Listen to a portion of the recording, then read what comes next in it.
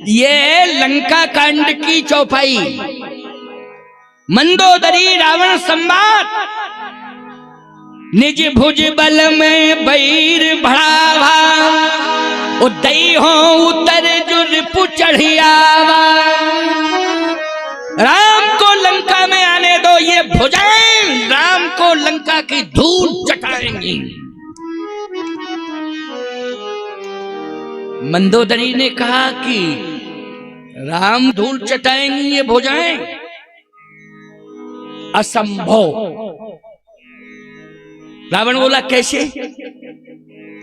मंदोदरी ने कहा कि अगर तुम्हारी भुजाओं में ताकत होती तो जनकपुर गए थे, धनुष न तोड़ देती भुजाएं? क्यों भाई? जनकपुर गए थे, धनुष तोड़ने के लिए गए थे, सीता के साथ विवाह कराने के लिए गए थे। अगर तुम्हारी भुजाओं में ताकत थी तो धनुष क्यों नहीं तोड़ा? रावण बोला उस समय मूड काम नहीं कर रहा था, इसलिए वापस आ गया मैं, क्योंकि विवाह वाला मूड चेंज हो गया था। तो मैंने कहा व्यर्थ में क्यों ताकत लगाओ, बस मैं वापस लौट आया। मंदोदरी ने कहा सीता धनुष तोड़ने में मूड काम नहीं किया और सीता हरण में मूड काम कर गया। ऐसा मूड, धिक्कार है तुम्हारे मूड को, लानत है तुम्हारी जिंदगी को। बोलो ऐसा मूड धिक्कारा जाएगा कि नहीं जो गलत काम में बन जाए मूड है? समाज में विपरीत कदम उठाने वाली वो चाहे, मैं कहता हूं कि वो मिट्टी में मिल जाए, वो तुम्हारे अरमान कभी पूरे ना हो पावे कि समाज में तुम गलत कदम उठा लो। समाज के बीच में रह करके सामाजिक कार्यों में सहभागिता दर्ज कराओ और समाज के लोगों का सम्मान करो और समाज को उन्नतिवान बनाने के लिए हम अपने हाथ से समाज में रहकर अच्छा काम करते रहें। हमारा समाज उन्नत को प्राप्त होगा, हमारा समाज गौरवान्वित होगा। इन हाथों से कभी गलत काम न करें, नहीं तो परिवार नहीं, जाति बिरादरी समाज वालों को भी नीचा सिर करना पड़ेगा। बोलो करना पड़ेगा कि नहीं? जात बिरादरी बूढ़े बुजुर्ग जितने होंगे, नाते रिश्तेदार, सबको सिर झुकाना पड़ेगा, याद रखना। इसलिए अच्छा काम करने की सोच रखो, अच्छा काम करने का संकल्प लो। मंदोदरी ने कहा धिक्कार है तुम्हारी सोच को, ऐसी सोच तुम्हारी कि धनुष तोड़ने में तुम्हारी सोच कहां चली गई? मूड काम नहीं कर रहा था और सीता हरण के लिए तुम्हारा मूड काम कर गया। मंदोदरी ने कहा यदि तुम बार बार भुजाओं की बात कर रहे हो ना, तो तुम्हारे पास कितनी भुजाएं हैं? रावण बोला तुम्हें पता नहीं है, गिन ले। 10 सिरता है 20 भुज दंडा, रावण नाम वीर बरबंडा। इतनी भुजाएं, इतना सिर, इतने सिर, इतनी भुजाएं, लेकिन तुलसीदास जी कहते रावण नाम वीर बरबंडा। फिर भी बंडा ही बंडा रहा, पूरा नहीं हो पाया। बंडा ही का बंडा क्यों? पूरा फिर भी नहीं हो पाया, बंडा। अच्छा एक बात बताओ, जिस बैल की पूंछ कट जाए उसको क्या कहते हो तुम?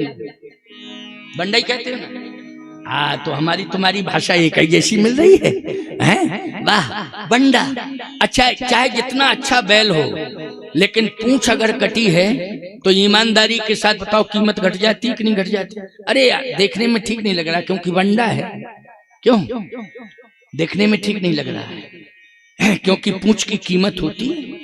अच्छा, पूंछ की कीमत, सभी पूंछई के पीछे तो जा रहे हो। क्यों? फलाने के घर में गए, हमें पूछा नहीं, हमारी कोई पूंछ नहीं। कुछ लोग कहते हमारी तो गांव से बैतूल तक पूंछ, कुछ लोग कहते हमारी बैतूल से भोपाल तक पूंछ, कुछ लोग कहते हमारी भोपाल से दिल्ली तक पूंछ। इतनी बड़ी पूंछ थी फिर भी जमानत जब्त हो गई। क्यों भाई? इतनी बड़ी पूंछ लेकिन बाद में जमानत जब्त हो गई तुम्हारी। क्या मतलब की पूंछ? बोलो। खबरदार, तुमने निश्चित रूप से समाज को अपना नहीं बना पाया, तुम्हारा व्यवहार समाज को अच्छा नहीं लगा, इसलिए समाज ने तुम्हें स्वीकार नहीं किया है। इसका यही अर्थ है। पूछ पूछ पूछ पूछ, चाहे जितना चिल्लाते जाओ, चाहे कुछ करते जाओ, लेकिन नहीं नहीं, समाज के हृदय को तुमने प्रभावित नहीं कर पाया। तुम्हारा कैरेक्टर जो है समाज को प्रभावित नहीं कर पा रहा है, तुम्हारा व्यवहार, तुम्हारी सोच नगण्य है, इसलिए समाज ने तुम्हें मौन होकर के ठुकरा दिया। बोलो ठुकरा, कहा कुछ नहीं, केवल ठप्पा ही लगाया और ठुकरा दिया। क्यों? कहा थोड़ी, ठप्पा लगाया, बस जाओ, खत्म। मंदोदरी ने कहा कि उनके जो है 1000 भुजाएं हैं, जिन्हें तुम्हारी भुजाएं चैलेंज दे रही हैं, तुम 20 भुजा वाले हो, लेकिन जो भुजाएं तुम्हारी चैलेंज दे रही हैं, जिनको उनके 1000 भुजाएं, बोलो हरी है 1000 हाथ बाला। क्यों भाई हैं? 1000 हाथ है, क्या करेंगी तुम्हारी भुजाएं? मंदोदरी ने कहा कि उनके छोटे भाई का नाम जानते हो? छोटे भाई कौन? तुम्हारी बहन हमारी ननद के नाक काटी जिन्होंने, कान काटी जिन्होंने, ननद। क्यों? ननद रावण की बहन है, तो मंदोदरी की कौन हुई? शूर्पणखा है, ननद ही हुई नहीं। भाई देखो, हमें ज्यादा संबंधों के बारे में पता नहीं है, लेकिन ननद। अच्छा एक बात बताओ, ननद कैसी हो? सीता जैसी कैसी ननद हो कि मंदोदरी कैसी ननद हो? सीता जी की ननद कौन है? शांता जी, श्रृंगी ऋषि के साथ जिनका विवाह हुआ, राम जी की बड़ी बहन, और रावण की बहन है शूर्पणखा। अब ननद शूर्पणखा जैसी हो? सब कह रही नहीं। शांता राम जी की बहन, बड़ी बहन थी शांता। सीता जी को ऐसी ननद मिली।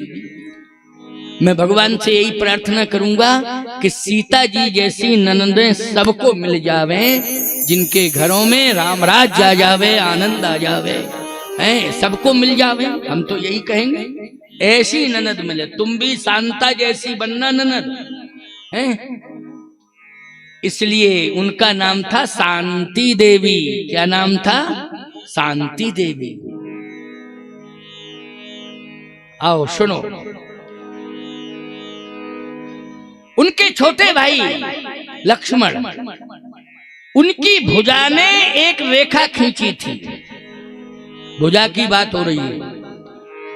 अनुज लघु रेख खिंचाई,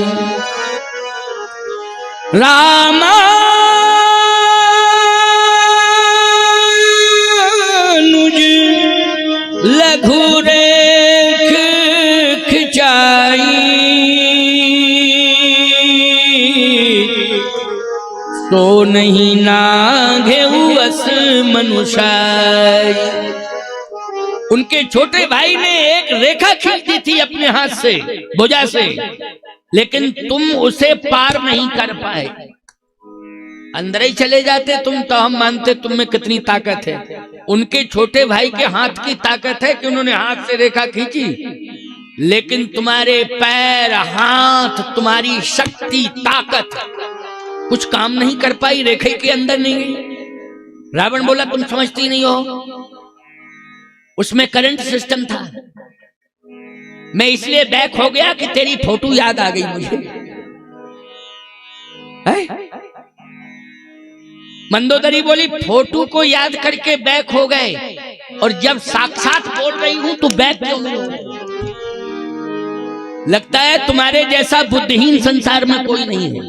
जब फोटो याद आ गई तो बैक हो गए उस समय। अब मैं डायरेक्ट बोल रही हूं, फोटो थोड़ी बोल रही है, मैं डायरेक्ट बोल रही हूं, तो डायरेक्ट सुन करके बैक क्यों नहीं हो रहे हो? बात माननी चाहिए। अच्छी बात कह रही हूं, अच्छी बात का स्वागत होना चाहिए, अच्छी बात को स्वीकार किया जाना चाहिए, लेकिन मेरी अच्छी बात को ठुकरा क्यों रहे हो? रावण बोला तुझे अच्छी बात लग रही है, मुझे नहीं लग रही। मंदोदरी बोली विनाश काले विपरीत बुद्धि, विनाश काल का समय आ गया है, इसलिए अच्छी बात पसंद नहीं कर रहे हो, स्वीकार नहीं कर रहे हो। विनाश का समय कराया है, तुम विद्वान कहते हो अपने को, लिख रहे जैसा मूर्ख नहीं है। रावण बोला कैसे? कहे लंका में आग लगी। रावण बोला हाँ लगी। किसने लगाई? रावण बोला मैंने आदेश दिया था, क्योंकि उसने गलती की, हमने आग लगवा दी। मंदोदरी बोली जिस बंदर की पूंछ में तुमने आग लगाई तो पूंछ का रोम भी नहीं जला, लेकिन तुम्हारी पूरी लंका जल गई।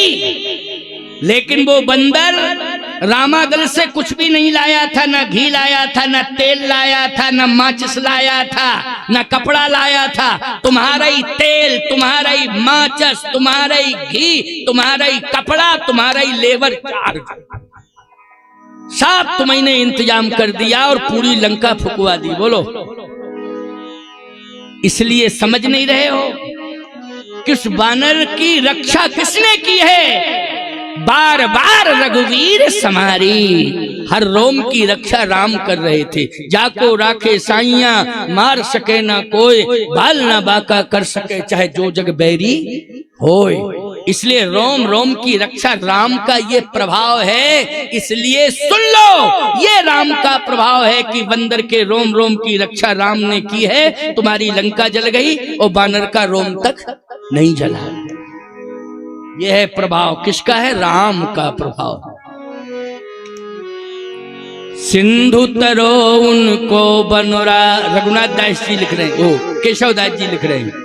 केशव दास जी ने रामचंद्रिका में लिखा है, सिंधु तरो आको बनोरा, तुम पे धनु रेख गई न तरी, तुम बारिधि बांधत सो न बंधो, उन बारिधि बांध के बाट करी। तेलन तूलन लंक जरी न जरी सब, तेलन तूलन पूछ जरी, तेलन तूलन पूछ जरी न जरी, सब लंक जराय जरी। ओ श्री रघुवीर प्रताप की महिमा, तुम्हें 10 कंठ न जान परी। भगवान के प्रताप की महिमा अभी तक नहीं समझ पाए। पूरी लंका जल गई, वानर का रोम तक नहीं जला, और तुम समुद्र पर पुल बनाने की योजना बनाते रहे, लेकिन बिना ही पुल के उनका बंदर एक छलांग लगा के लंका में आ गया। रावण बोला बात यह है कि पुल तो बना रहे थे, मटेरियल सब रखा हुआ था, लेकिन टाइम नहीं मिला, बिजी लाइफ है, टाइम नहीं मिला है। सावधान,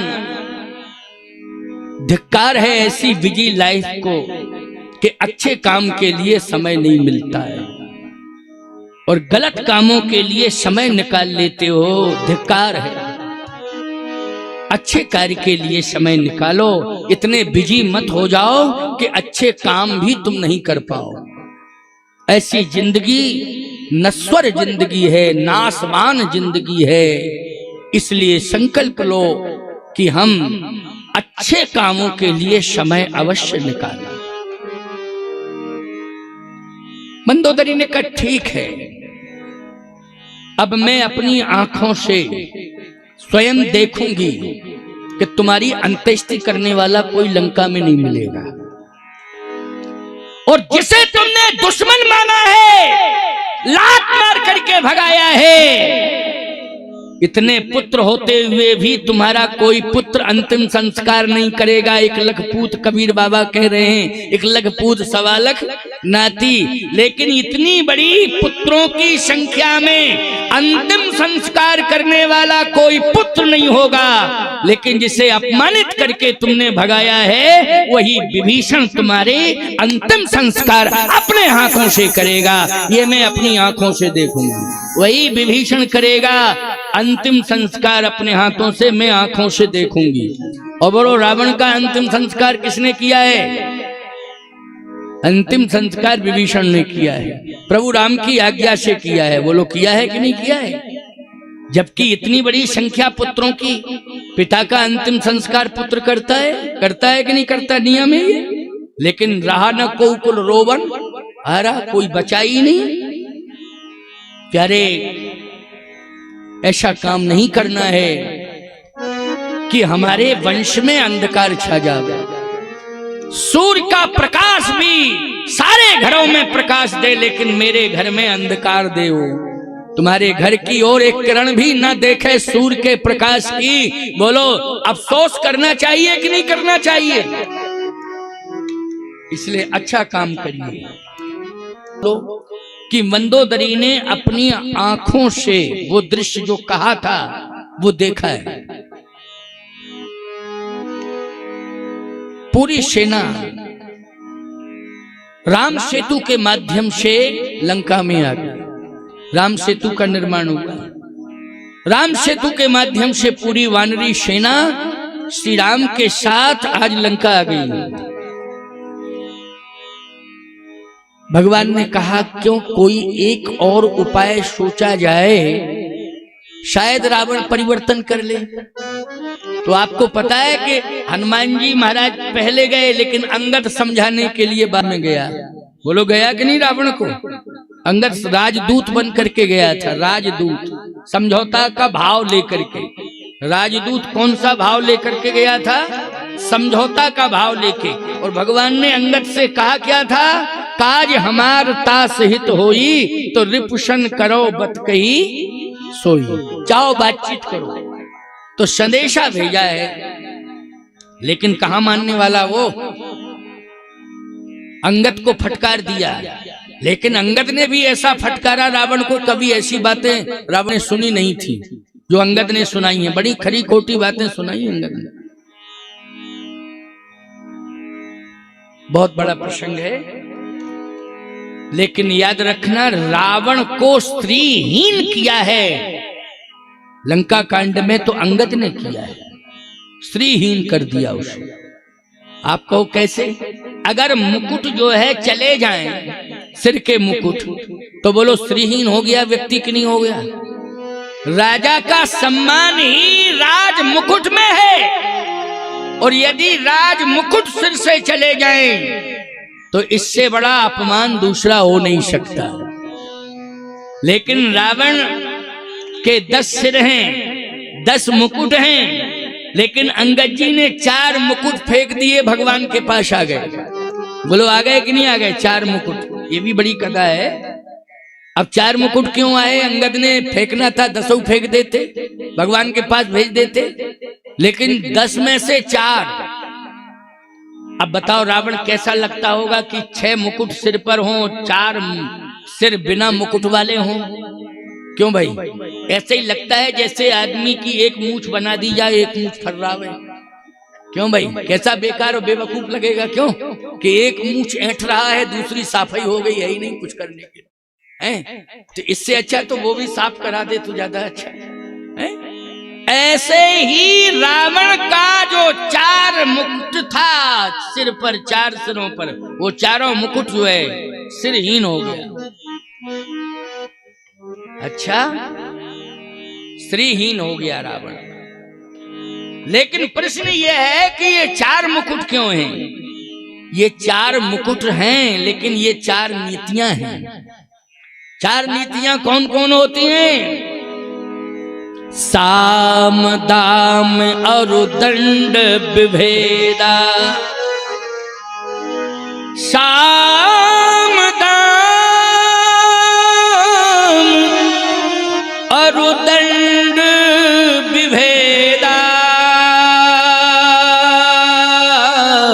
सतनाथ कहाँ बेदा। साम दाम दंड भेद, ये 4 नीतियां होती हैं। ये 4 नीतियां भगवान ही देता है। जब व्यक्ति अच्छा कर्म करता है तो उसका अच्छा भाग बनता है। कर्म से भाग का निर्माण होता है। किससे होता है? कर्म से भाग का निर्माण होता है। तो जब व्यक्ति अच्छा कर्म करता है तो उसका अच्छे भाग का निर्माण होता है, और जब अच्छा भाग व्यक्ति का बन जाता है तो भगवान उसे राजा बना देता है। क्या बना देता है? राजा। और जब राजा गलत काम करने लगता है तो भगवान फिर जो है चारों नीतियों को छीन लेता है। फिर भगवान जो है देता है, लेकिन कर्म जब बिगड़ जाता है, गलत काम करने लगता है, प्रभाव का दुरुपयोग करने लगता है, तो भगवान फिर चारों नीतियां छीन लेते हैं, भगवान के पास आ जाती। तो रावण ने पहले तपस्या की, तपस्या से भाग अच्छा बना, बोलो बना। रावण तपस्वी है, ऐसी तपस्या करने वाला विरला ही। रावण ने तपस्या की और तपस्या से उसका भाग्य बन गया, भाग्य से वो लंकाधिपति बन गया, कंचन नगरी का स्वामी बन गया, चारों नीतियां उसे मिल गईं, साम दाम दंड भेद। लेकिन असभ्रष्टाचारा भा संसारा, धर्म सुनिए नहीं काना, करे अनीत जाए नहीं बरनी, आदि आदि चर्चाओं के कारण आज रावण जो है श्रीहीन होने लगा, प्रभाव का दुरुपयोग करने लगा। बस अंगद को भेजा है उन 4 नीतियों को छीन लाओ। किसको? 4 नीतियों को। और अंगद ने 4 ही मुकुट फेंके हैं भगवान के पास, 10 में से 4। तो जब भगवान के पास अंगद जी पहुंचे तो भगवान ने कहा, क्यों अंगद, ये 4 मुकुटों की क्या जरूरत थी जो मेरे पास भेज दिए? रावण के पास 4 ही मुकुट थे। कहे नहीं सरकार, थे तो 10 मुकुट। तो बोले जब 10 मुकुट थे तो तुमने 4 ही क्यों भेजे, 5 क्यों नहीं भेजे? अरे आधे भेज देते, आधे रावण के पास और आधे मेरे पास। लेकिन रावण के पास 6 रह गए और 4 मेरे पास आ गए। अंगद जी ने कहा ये देखने में मुकुट लग रहे हैं, लेकिन प्रभु आप सब जानते हैं, मुझसे पूछ रहे हैं इसलिए मैं बता रहा हूं, ये मुकुट नहीं है, ये रावण की 4 नीतियां हैं, साम दाम दंड भेद। तो ये मेरे पास क्यों आ गई? इसलिए कि धर्महीन प्रभु पद विमुख, धर्महीन प्रभु पद विमुख, काल विवश 10 शीस, कहीं पर हर गुण आए कौशलाधीश।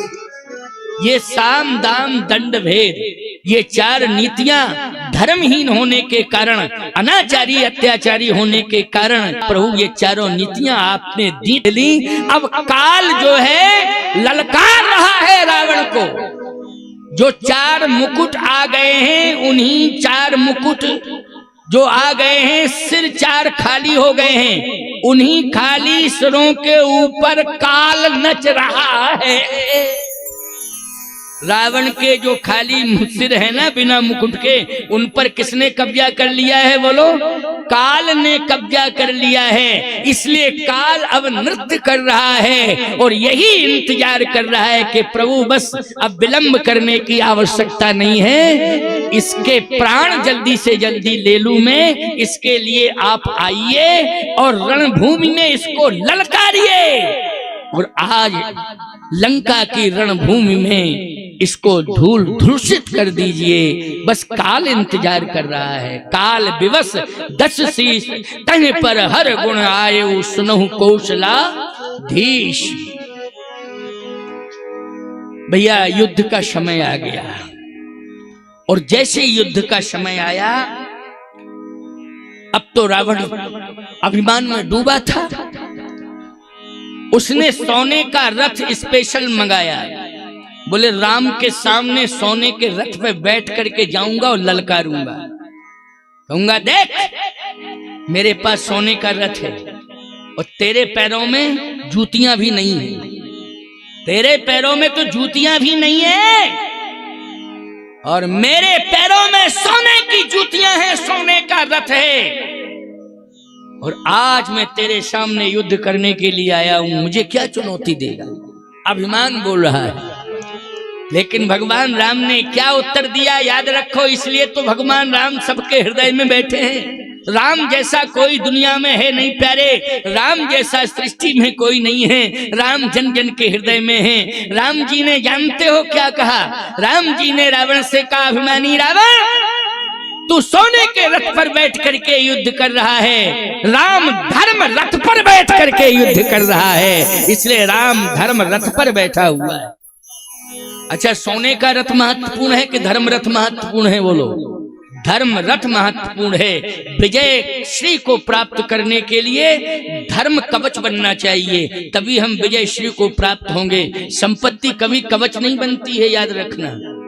धर्म ही कवच बनता है जो रक्षा करता है। याद रखना, संपत्ति तो लोग करोड़ों रुपया खर्च कर देते हैं। कोरोना में एक सज्जन ने 2 करोड़ रुपया खर्च किया, फिर भी नहीं बच पाए।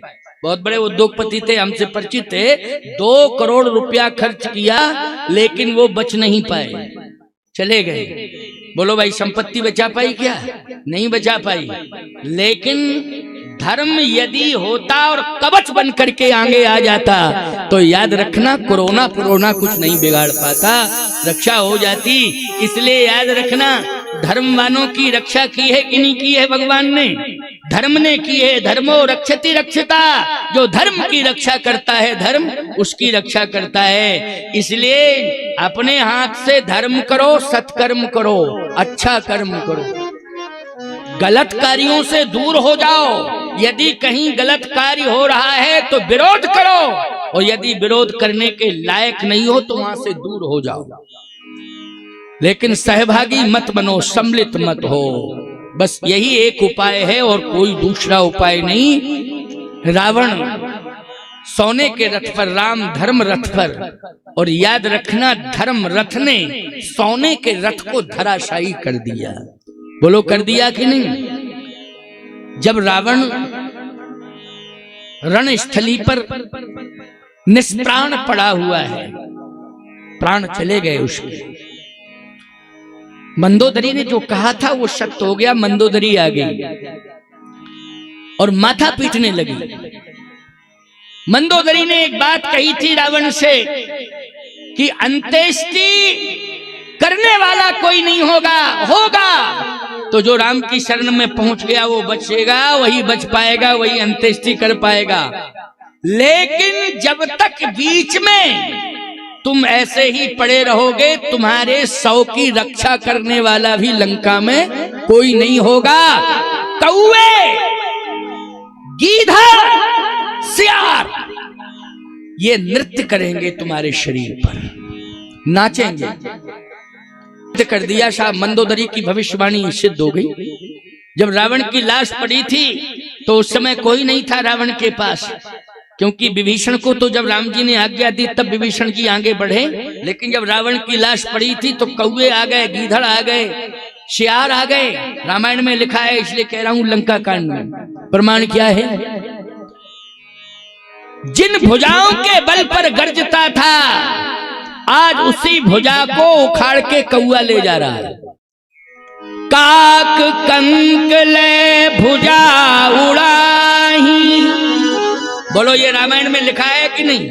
काक कंक ले भुजा उड़ाही, ओ एक ते एक छीन ले जाही। एक कौआ ने भुजा उखाड़ी, दूसरा कौआ कहता है कि माल बहुत है भैया, ये हमें दे दो, तुम जाओ ले आओ, सप्लाई करते जाओ, हैं, क्योंकि बहुत भुजाएं थी ना। इसलिए काक कंकले भुजा उड़ाही, वो एक ते एक छीन ले जाही। मंदोदरी आई, माथा पटक दिया, मैंने जो कहा था वो सत्य है। आज तुम निष्प्राण हो, देख रहे हो कौवे नाच रहे हैं और कौवे भुजा ले जा रहे हैं, गीधड़ नच रहे हैं, सियार नृत्य कर रहे हैं, मैं देख रही हूं अपनी आंखों से। माथा पटक दिया और कहा, दुनिया वालों परिणाम देख लिया, ये वैभवशाली का परिणाम है। जिसने अनाचार अत्याचार किया वैभव के बल पर, उसका ये परिणाम सामने आ गया। देख लो, ये सामने परिणाम आ गया है। और मंदोदरी रोते हुए कहने लगी, अभी चल है जो धर्म पर होती उसकी जीत, और अन्यायी की लाश पर कुत्ते गाते गीत।